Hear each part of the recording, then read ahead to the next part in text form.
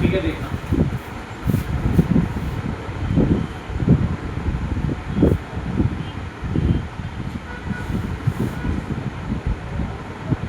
अब इसका माइनर निकाल रहे हैं। तो देखो माइनर कैसे निकले, माइनर नोट मत करो बेटा, समझना जरूरी है, नोट करना जरूरी है। नोट में तो फोटो खींच जाएगी, घर पे नोट कर लेना। देखो M11 पहले निकालेंगे। M11 ये एलिमेंट है, रो गई कॉलम दिया IE minus HF, simple IE minus HF। M12 ये एलिमेंट है, ये वाली रो ये वाला कॉलम दिया ID माइनस GF, ठीक है। अब M13 ये वाला एलिमेंट, ये वाली रो ये वाला कॉलम दिया HD माइनस G। ये हमने किस में दिया था, जब हम इस टाइप की चीज कब कर रहे थे, जब हम डिटरमिनेंट सॉल्व कर रहे थे, तो लाइक वही चीज है, ठीक है। तो अब M21, ठीक है, ये रो ये कॉलम है IB minus HCH, IB minus HC। M22 ये रो ये कॉलम है IA माइनस GC। M23 ये रो ये कॉलम है HA माइनस GB,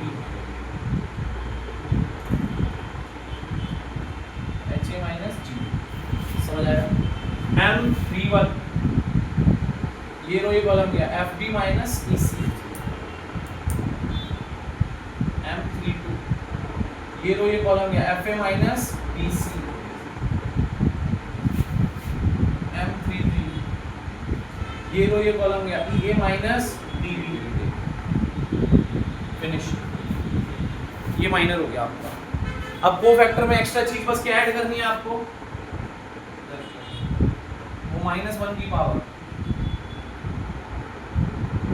ठीक है ना, -1 की पावर। तो देखो जो आपका A11 होगा वो आपने -1 की पावर 1 + 1 और इनटू यही इसका M11 क्या है IE minus HF, IE minus HF, ठीक है, यही बात।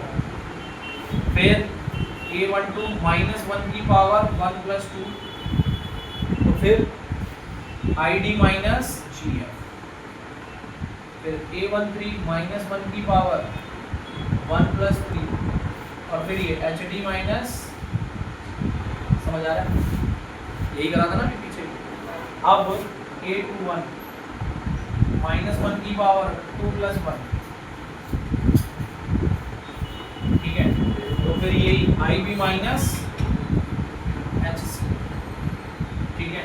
फिर A22 -1 की पावर 2 + 2, और इसका कोफैक्टर क्या है IA माइनस GC।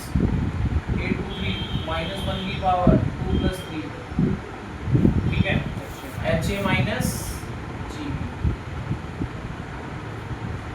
फिर A31 -1 की पावर 3 + 1, F3 माइनस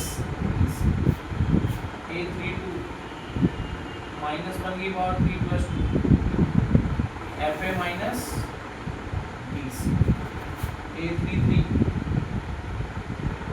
-1 की पावर 3 + 3, EA माइनस,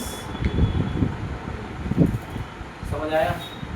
ये हो गया आपका 3/3 का कोफैक्टर, ठीक है। अब अगर इसी को अब मैं एडजॉइंट लिखूंगा तो एडजॉइंट में फिर ऐसे लिखूंगा ना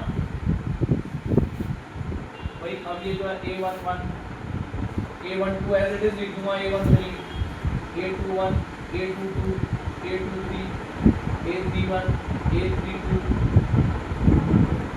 A33 डायरेक्ट लिख के एज इट इज, और इसका क्या कर दूंगा ट्रांसपोज। ये as it is matrix form में लिख के उसका क्या कर दूंगा ट्रांसपोज। तो मेरे को क्या मिल जाएगा एडजॉइंट ऑफ A, और इनवर्स निकालने के मैं यही यूज करूंगा। आया समझ। तो ये 3/3 ऑर्डर का है बेटा, ठीक है, इसे नोट कर लो। अब क्वेश्चन बताता हूँ फिर। क्वेश्चन नंबर 3 देखो, 3 में डिटरमिनेंट बना हुआ है। डिटरमिनेंट का ये भी साइन होता है, इससे भी निकालना है। 5 3 8 2 0 1 और 1 2 कह रहा है, मैं बताता हूँ। सेकंड रो का कोफैक्टर निकालना है आपको। सेकंड रो का क्या निकालना है, कोफैक्टर। 2 मिनट यहाँ पर ध्यान देना। सेकंड रो का कोफैक्टर मींस ए आपको 2 1 निकालना है, ए 2 2 निकालना है, आपको ए 2 3 निकालना है, बस निकालते हैं।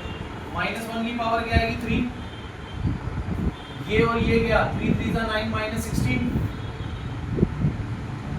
यहाँ तक कोई डाउट?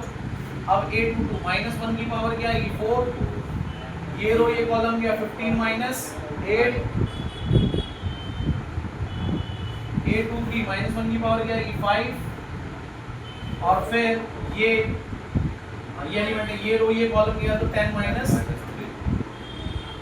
ये मैंने कोफैक्टर निकाल लिए, ये माइनस का माइनस माइनस प्लस हो गया 7 आ गया प्लस, ये आपका आ गया +7 है ना, ये आपका आ गया -7, समझ गए बात? ये कोफैक्टर निकाल दिए मैंने, ये है आपके कोफैक्टर्स ऑफ रो 2, यही बोला था उसने, निकाल दिया हमने। अब कह रहे इसकी हेल्प से डिटरमिनेंट निकालो, तो बहुत आसान है, आपने सिर्फ डिटरमिनेंट जो है सेकंड रो के लॉग कैसे निकलेगा, जो एलिमेंट है a21 उसे आप कोफैक्टर ऑफ a21 से इंटू करा दो, यही तो करते थे, प्लस जो एलिमेंट है a22 उसे कोफैक्टर a22 से इंटू करा दो। डिटरमिनेंट ये क्यों सिखाया था मैंने, जो आपका एलिमेंट है a23 उसको आप a23 कोफैक्टर से इंटू करा दो, खत्म हो गया डिटरमिनेंट।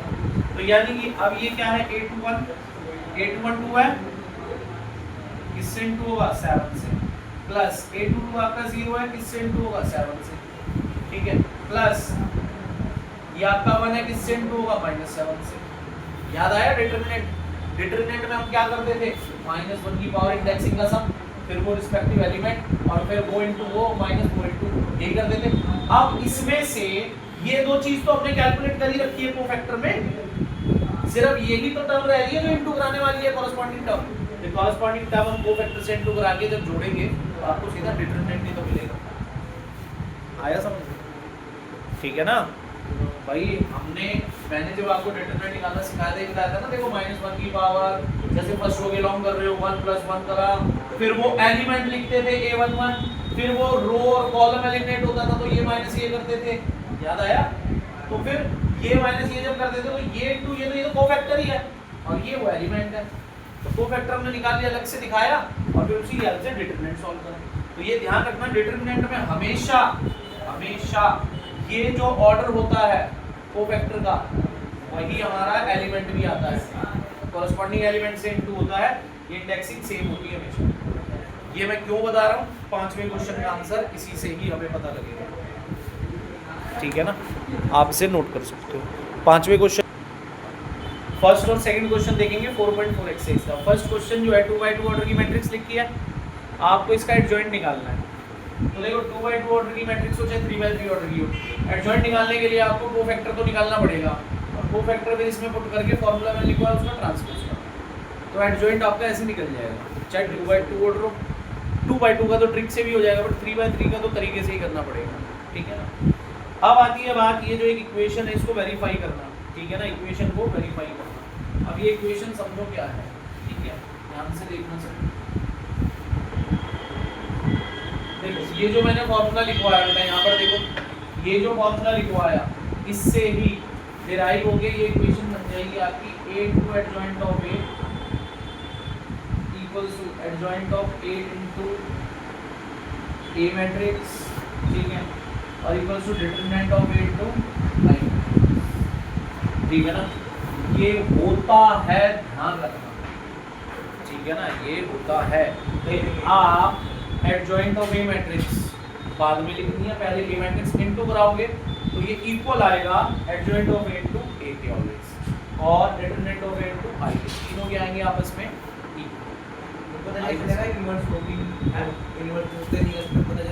डिटरमिनेंट 0 आएगा। डिटरमिनेंट 0 आ गया तो नहीं कर सकते इनवर्स, और अगर डिटरमिनेंट 0 नहीं आया तो इनवर्स आप कर सकते, ठीक है ना। इसमें कहीं इनवर्स नहीं निकालना आपने, इसमें सिर्फ एडजॉइंट की बात हो रही है और डिटरमिनेंट ऑफ ए की बात हो रही है, बाकी याद क्या, इसमें से बता देता हूँ, देखो ध्यान से, हमारे पास ये ए इनवर्स है, इसमें क्या है ए इनवर्स। भाई आप क्या करो, इसे क्रॉस इंटू करा लो, ठीक है ना, इसे क्रॉस इंटू करा लो, अब जैसे डिटरमिनेंट ऑफ ए हमने cross into into A inverse equals to यहाँ क्या एडजॉइंट ऑफ ए बचा था ठीक है, क्या बचा एडजॉइंट ऑफ पोस्ट मल्टीप्लिकेशन कराओ ए मैट्रिक्स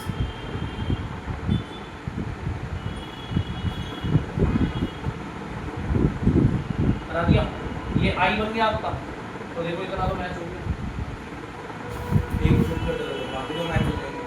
है कि नहीं। अब चक्कर क्या है, ये पोस्ट मल्टीप्लिकेशन कराया ए का, प्री करा दो, प्री कराओगे तो फिर ये मैच हो जाएगा। तो ये इक्वेशन आपको पता होनी चाहिए, ठीक है ना, कि a into adjoint of a equals to adjoint of a into a equals to determinant of a into i equal होते हैं, ठीक है।